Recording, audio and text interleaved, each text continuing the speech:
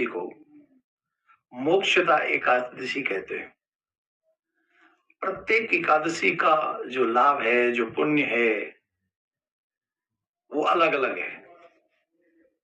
लेकिन भगवान श्री कृष्ण ही बता रहे हैं धर्मराज को। धर्मराज के पूछने पे भगवान श्री कृष्ण बताते हैं, जब धर्मराज पूछते हैं कि इस एकादशी का लाभ क्या है, इसके व्रत करने से क्या फल मिलता है, तो भगवान श्री कृष्ण उनको एक पूर्व जन्म के पूर्व काल की एक कथा सुनाते हैं कि भगवान श्री कृष्ण कहते हैं गोकुल नाम के नगर में एक वैखानस नामक राजा रहा करते थे।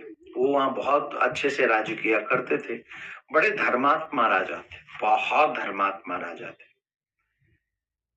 उनके राज्य में सब धार्मिक प्रवृत्ति के लोग रहा करते थे। एक बार उनके यहाँ बड़े बड़े बड़े विद्वान रहा करते थे। विद्वानों का सम्मान हुआ करता था। तो एक बार अचानक से उनको रात्रि में स्वप्न दिखाई पड़ा और स्वप्न के कारण वो बड़े दुखी हुए। विद्वानों की सभा बुलाई गई, विद्वानों की सभा बुलाई गई। पूछा गया कि मैंने एक स्वप्न देखा है कि स्वप्न में मेरे पिताजी नरक में हैं और वो बड़ा कष्ट पा रहे हैं। हमेशा शांत चित्त रहने वाले राजा को आज अशांति थी मन में।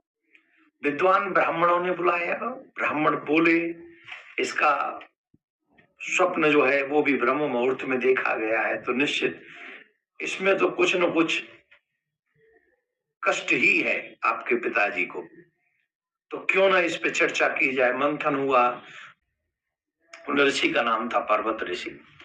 उन पर्वत ऋषि जो त्रिकालज्ञ थे, तीनों कालों के विषय में जानते थे, भूत भविष्य वर्तमान, तो उन्होंने पूछा कि मेरे पिताजी, मैंने स्वप्न में देखा है कि वो नरक में है, तो इसका कारण क्या, रीजन क्या है, क्या ये स्वप्न सच है? तो पर्वत ऋषि ने कहा कि एक सेकंड तुम रुको। तो वो अपने ध्यान मुद्रा में गए और जब ध्यान मुद्रा में गए, ध्यान में गए, तो उन्होंने सब कुछ जान लिया और उन्होंने कहा कि जो तुम्हारे पिताजी से भूल हुई है वो मैं समझ गया हूं। तुम्हारे पिताजी ने तुम्हारी पत्नी, तुम्हारे पिताजी के दो विवाह हुए। एक पत्नी से वो अधिक प्रेम करते थे, एक से नहीं करते थे।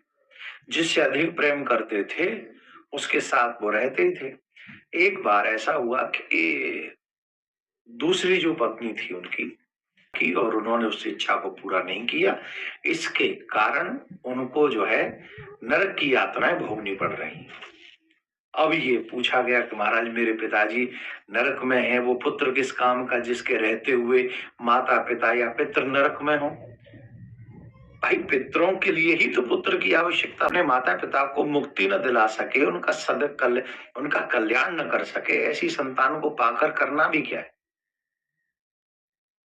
एक ही हो, जैसे चंद्रमा का प्रकाश पूरी दुनिया में छाता है, तारे हजार होकर भी, लाखों होकर भी प्रकाशित नहीं करते पृथ्वी को, लेकिन चंद्रमा एक ही प्रकाशित कर देता है। तो इसलिए महाराज कृपा करें, पुत्र होने का तो लाभ उसी में है।